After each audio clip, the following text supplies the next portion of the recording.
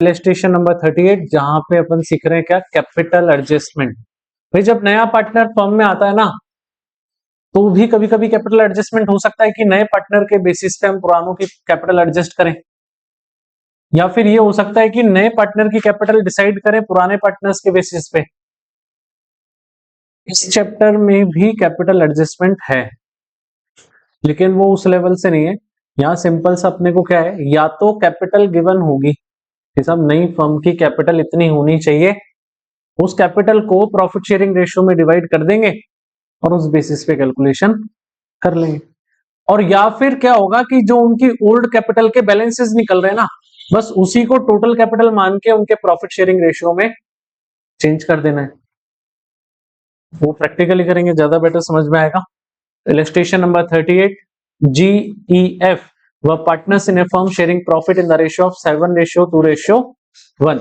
The balance sheet of the firm as at 31st March 18 was as follows. Balance sheet दे रखी है जिसमें Capitals हैं, creditors हैं, जनरल रिजर्व बढ़ जाएगा पार्टनर्स के बीच में, लोन फ्रॉम ई से हमने लोन लिया हुआ है, cash 90, debtors, stock, machinery and land and building.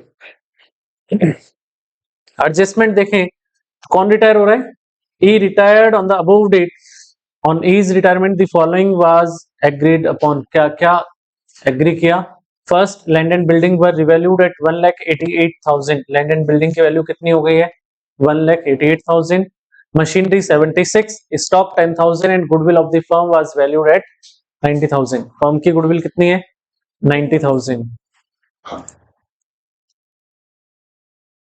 A provision of 2.5% was to be created on debtors for doubtful debts. Debtors पे 2.5% का क्या बनाना है, provision. Net amount payable to E was transferred to his loan account to be paid later on. E को जो भी payment करना है वो उसके कहां पे ट्रांसफर कर देना है, लोन अकाउंट में। और last, total capital of the new firm was fixed at 2,40,000। Firm की टोटल कैपिटल कितनी होनी है 240, will be adjusted according to their new profit sharing ratio by opening current account। किससे करना है, करंट अकाउंट ओपन करके करना है, कैश से नहीं करना। Prepare evaluation, partners capital and balance sheet of reconstituted firm. तो फॉर्मेट साथ के साथ प्रिपेयर करो। सबसे पहले रिवैल्यूएशन अकाउंट, पार्टनर्स अकाउंट, और एक लास्ट जो अपने को प्रिपेयर करना है वो क्या, balance sheet of reconstituted firm. सबसे पहले सारे एडजस्टमेंट खत्म करेंगे। पहला एडजस्टमेंट है land and building were revalued at 188, पहले कितनी है 120, अभी हो गई 188, कितना इंक्रीज हुआ 68,000। चलो रिवैल्यूएशन में असेट इंक्रीज होगी तो क्रेडिट में बाय लैंड एंड बिल्डिंग 68,000 से, और यहां नई वैल्यू लैंड एंड बिल्डिंग 1,88,000 से। Clear. Second adjustment, first clear है ना सबको। Second adjustment, machinery at 76,000, machinery की ओल्ड वैल्यू 80,000 है, अभी 76 हो गई, कितना कम 4,000। रिवैल्यूएशन में डेबिट में टू मशीनरी बाउंड 4,000 कम हो जाएगा, और यहां मशीनरी की नई वैल्यू 76,000 की। क्लियर है। इसके बाद नेक्स्ट एडजस्टमेंट किसके लिए है, स्टॉक कितने पे वैल्यू किया 10,000, पहले कितना है 14 कम हो गया टू स्टॉक 4,000, और स्टॉक की नई वैल्यू नई बैलेंस शीट में, स्टॉक की नई वैल्यू है 10,000। क्लियर, कोई दिक्कत इसमें। Next, goodwill of the firm was valued at 90,000। A provision of 2.5% was to be created on debtors for doubtful debt।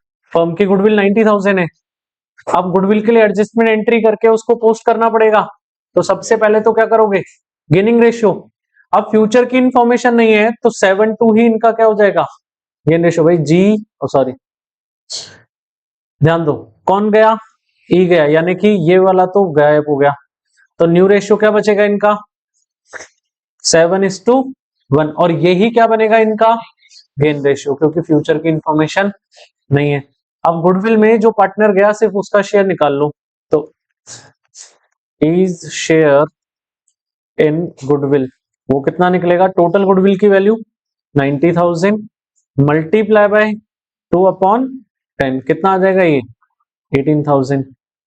18,000 को 7:1 में डिवाइड करके एंट्री करोगे तो एंट्री बनेगी G's capital account debit,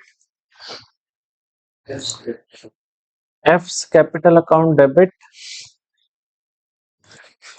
to E's capital account 15,750 2,250। Clear, कोई दिक्कत इसमें, इसी को पोस्ट करोगे तो देखो ई के कैपिटल में तो बाय जी और बाय एफ कैपिटल आ जाएगा, कैपिटल अकाउंट में जी ई एफ, जी ई एफ, और ई के कैपिटल में आ जाएगा सबसे पहले तो बाय जी's कैपिटल। एंट्री का अमाउंट कितना है देखो 15,750, तो 15,750 इसको मिले किससे, जी से, और इसी तरीके से बाय एफ्स कैपिटल अकाउंट, उससे कितना मिलेगा 2,250, 2,200। क्लियर ना, कोई दिक्कत। और यही चीज अब देखो ई के कैपिटल अकाउंट में ये दोनों तो आ गए, और अब इन दोनों के कैपिटल अकाउंट में आएगा to E's capital, to E's capital account. G ने कितना पेमेंट किया 15,750 और एफ ने 2,250। क्लियर है इतना, कोई दिक्कत इसमें। अच्छा next, A provision of 2.5% on debtors, तो डेटर्स कितने हैं अपने 24,000, 24,000 का 2.5% निकाल लो, कितना आ रहा है 600, इतना क्या बना दो प्रोविजन, लो ये आ जाएगा टू पीबीडी 600, 5% निकालोगे कितना आएगा 600, और यही चीज आ जाएगी डेटर्स में से 24,000 इसमें से लेस कर दो पीबीडी 600। भाई दो तरीके हैं, या तो लेस करके शो करो या फिर लाइबिलिटी साइड में पीबीडी शो कर दो, एक ही बात। लेस करोगे 23,400। Clear, next adjustment, net amount payable to E was transfer to his loan account, वो अभी कर देंगे बाद में। और फिर लास्ट में दिया हुआ है कैपिटल कितना फिक्स किया है 240।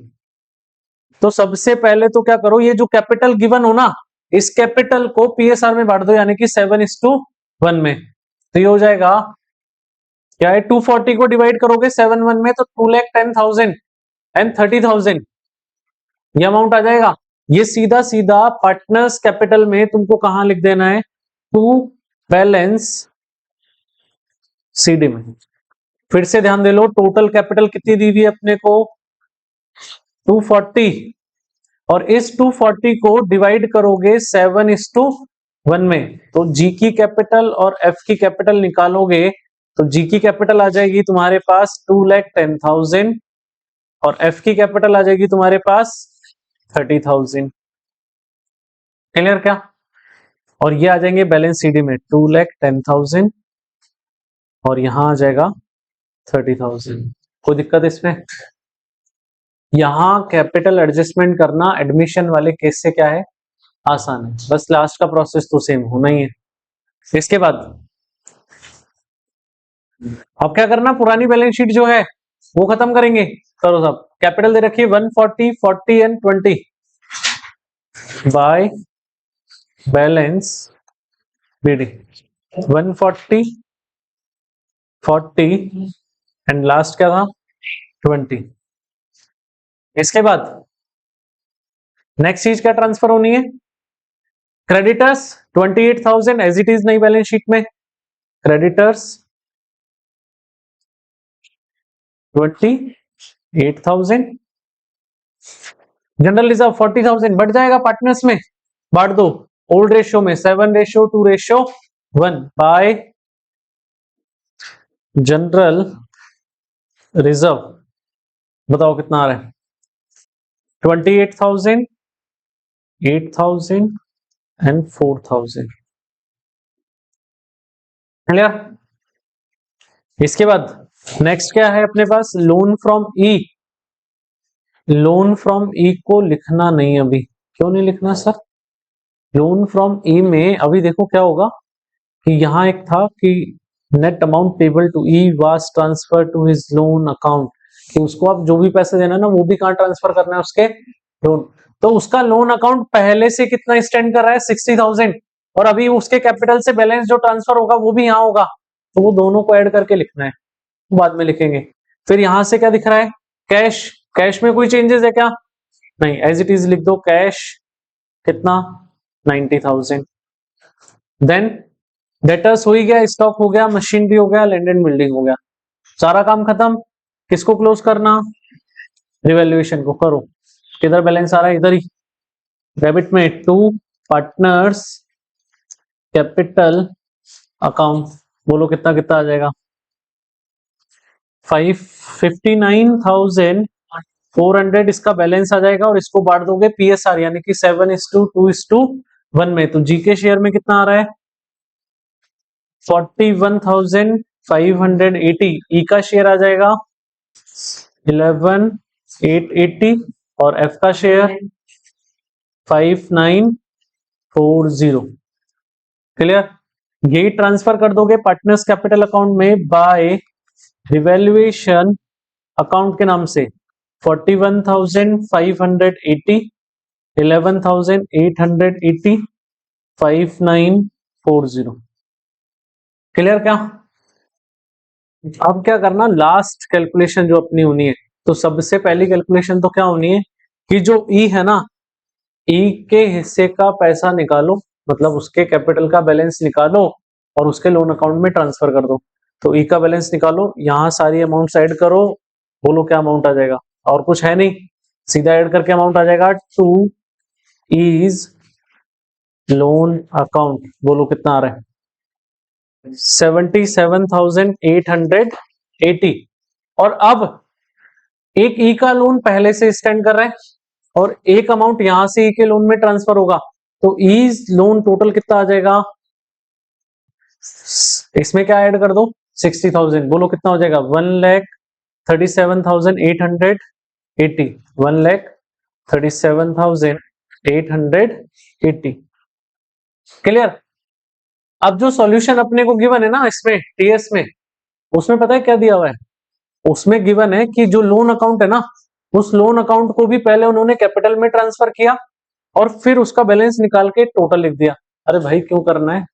उसका लोन अकाउंट पहले तो खत्म करोगे, फिर उसको वापस क्या करोगे? क्रिएट। अरे क्यों ही करेंगे भाई, सीधे क्या करो? ऐड करके ट्रांसफर कर दो। क्लियर ना? अच्छा, इसके बाद जो काम करना है अपने को क्या? बाकी दो पार्टनर्स का बैलेंस निकालना है, और बैलेंस निकाल के कहां ट्रांसफर कर देना है? उनके करंट अकाउंट में। तो देखो जी का बैलेंस कितना आ रहा है? 140 प्लस 28 प्लस 41 580। बोलो कितना आएगा? 2,09,580। और यहां का टोटल देखोगे तो 2,25,750। क्लियर? तो कम कहां पड़ेगा इसमें? क्रेडिट में। तो यहां आ जाएगा बाय करंट अकाउंट। बोलो कितना? तो वो इसका बैलेंस निकालोगे वो आ जाएगा 16,170। 16,170। अच्छा, एफ का बैलेंस भी इसी साइड आएगा, कितना आ जाएगा? 2,310। क्लियर? अब क्या करोगे? इनके एक तो कैपिटल बैलेंसेस ट्रांसफर करोगे, कैपिटल्स सबसे पहले जी और फिर एफ। जी की कैपिटल आ जाएगी कितनी? 2,10,000, और एफ की कैपिटल आ जाएगी 30,000। अब क्या करो? अब एक है ना करंट अकाउंट, प्रिपेयर करो जो बाकी के पार्टनर रह गए थे ना, सिर्फ उनके लिए, ताकि बैलेंस कहाँ ट्रांसफर होना है वो पता चले। पार्टनर्स करंट अकाउंट, चलो साहब जी और एफ के लिए बनेगा खाली। तो यहां देखो ये किधर था, क्रेडिट में ना, क्रॉस ट्रांसफर हो जाएगा, किस साइड आ जाएगा, टू पार्टनर्स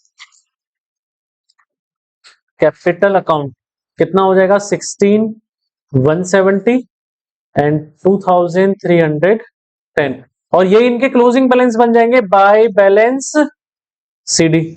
कितना हो जाएगा 16,170 एंड 2,310। अब जहां इनका बैलेंस निकला है ना सीडी, बैलेंस शीट में उसी साइड में ट्रांसफर कर दो, तो ये आ जाएंगे कहां पे, असेट साइड में। चलो करंट अकाउंट GNF का 16,170 एंड 2,310, लास्ट में बैलेंस शीट का टोटल करोगे वो अपने आप क्या आने वाली है, इक्वल। कोई दिक्कत?